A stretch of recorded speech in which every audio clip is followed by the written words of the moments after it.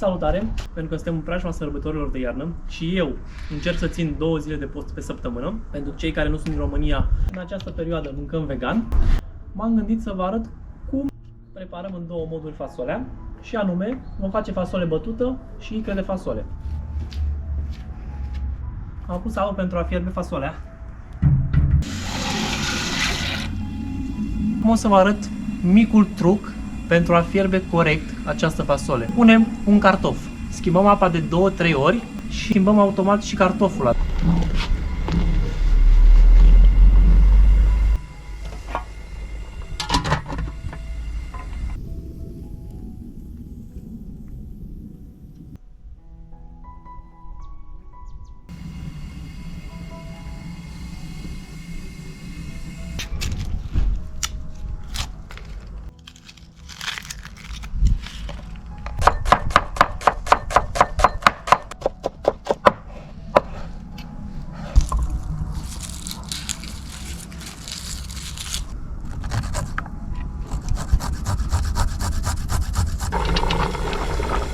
Până se răcește, o să gătesc acel sos care se pune pe fasolea bătută.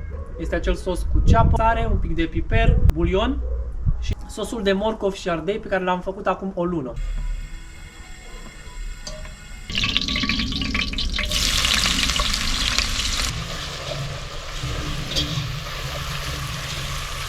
Ceapa e aproape gata.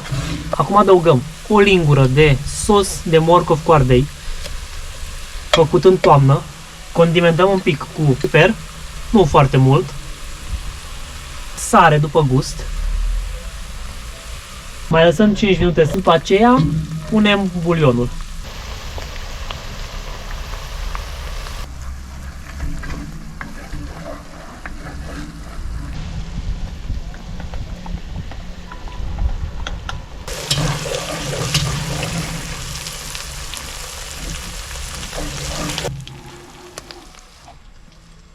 Aici vom prepara fasolea bătută.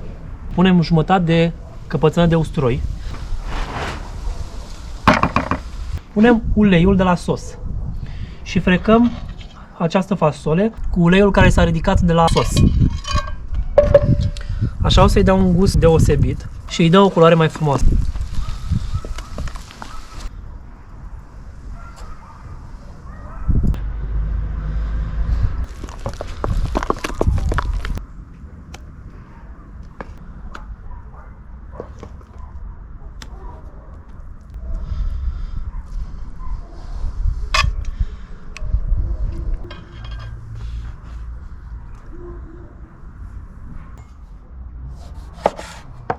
Lămâia.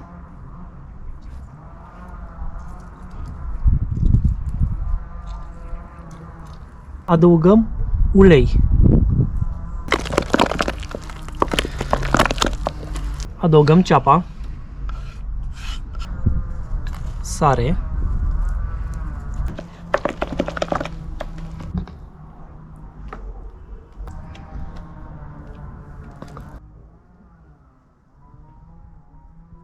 acestea au fost cele 2 rețete preparate din fasole.